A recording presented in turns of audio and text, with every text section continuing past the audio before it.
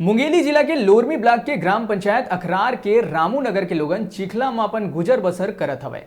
लइका मन ला घर ले स्कूल आए जाए के बेरा भारी समस्या होथे और सबले बड़े समस्या पिए के पानी के हवे। जी हाँ, नल तो है, फिर उहाँ नल के चारों मुड़ा चिखला फैले है, जेकर कारण नल के पानी में छोटे छोटे कीड़ा घलो निकलते, जिन पानी ला ग्रामवासी मन पिए बर मजबूर हवे।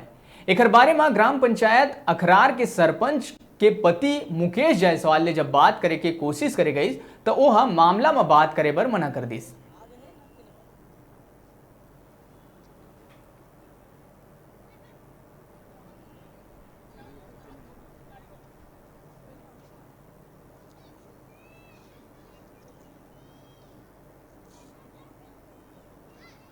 कीचड़ है, बच्चा मन निकल नहीं पावा है और स्कूल जाने में परेशानी होते।